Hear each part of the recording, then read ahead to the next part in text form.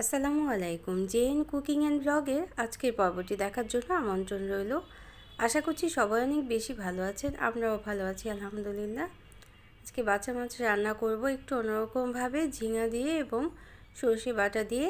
তো আমার রেসিপিগুলি যদি ভালো লাগে তাহলে চ্যানেলটাকে সাবস্ক্রাইব করে বেল বাটনটাকে প্রেস করে আমার সাথে থেকে যেতে পারেন। আর ভিডিওটা দেখার শুরুতে অবশ্যই একটা লাইক দিয়ে দেবেন প্লিজ। এখানে আমি 7-8 পিস বাচ্চা মাছ ভালোভাবে কেটে ধুয়ে পরিষ্কার করে নিয়েছি। লবণ আর হলুদ দিয়ে মেখে রেখে দেব প্রায় 10 মিনিটের মতো। তো এভাবে মেখে রাখার পর আমরা ঝিঙাটাও কেটে নিয়েছি। ঝিঙার উপরে যে স্কিনটা থাকে সেটা ভালোভাবে ফেলে দিয়েছি।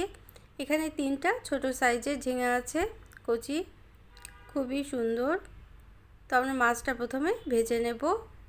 এই জন্য কড়াইয়ে পর্যাপ্ত পরিমাণে তেল দিয়ে নিলাম। তেলটা ভালোভাবে গরম হলে মাছটা দিয়ে দিতে হবে। এই মাছটা ভাজার সময় তেলটা খুব ছিটে আসে, এজন্য একটু লো আঁচে ভাজতে হবে এবং ভেজে আমরা তুলে রাখবো। তো এই তেলের মধ্যেই আমরা রান্নাটা শুরু করতে পারি।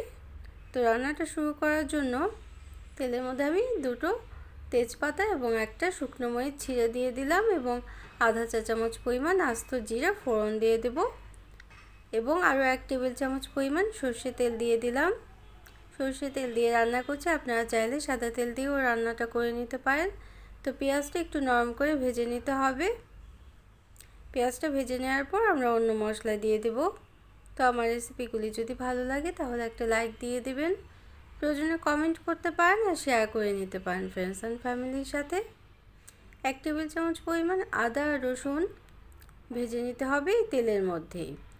আদা রসুনের কাঁচা গন্ধটা চলে যাওয়ার পর আমরা সামান্য পানি দিয়ে দেব এবং পানি দিয়ে অন্যান্য মশলাগুলো দিয়ে দেব।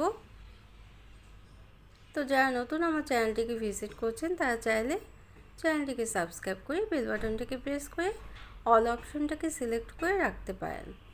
এখানে হলুদের গুঁড়ো 1 চা চামচ এবং শুকনো মরিচের গুঁড়ো 1 চা চামচ দিয়ে দিলাম।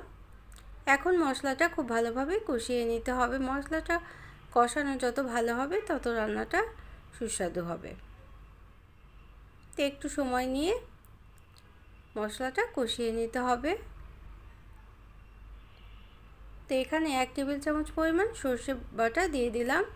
এই সর্ষে বাটাটা আমি কালো সর্ষে, একটা কাঁচামরিচ এবং আধা চা চামচ লবণ দিয়ে বেটে নিয়েছিলাম।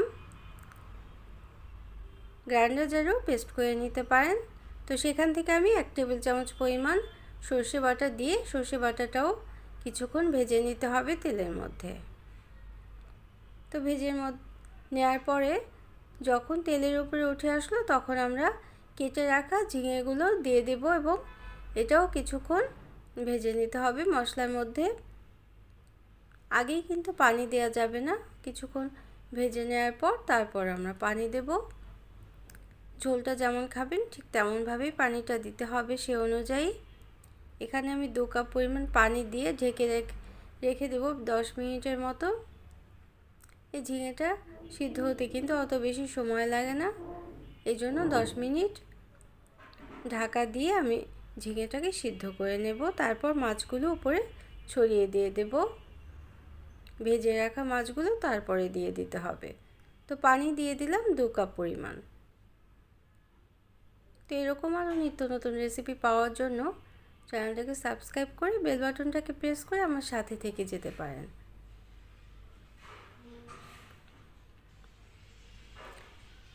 তো 10 মিনিট রান্না করে নেওয়ার পর ঝিঙেটা খুব সুন্দর সিদ্ধ হয়ে গিয়েছে। এই পর্যায়ে আমরা মাছগুলো দিয়ে দেব।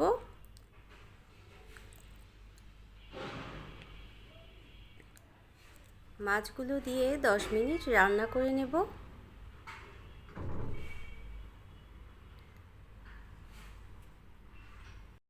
তো এভাবে রান্না করে নেওয়ার পরে আমাদের তরকারিটা প্রায় শেষের দিকে চলে যাবে। এভাবে করে সর্ষে দিয়ে বাটা দিয়ে মাছ রান্না করলে অনেক বেশি সুস্বাদু হয় খেতে।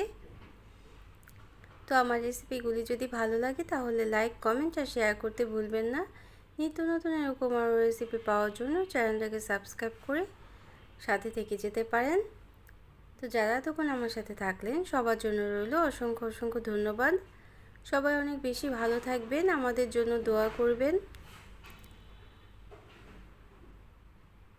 আর কেমন লাগলো আজকের রেসিপি অবশ্যই কিন্তু কমেন্ট করে জানাবেন। Thanks for watching. আল্লাহ হাফিজ। আসসালামু আলাইকুম।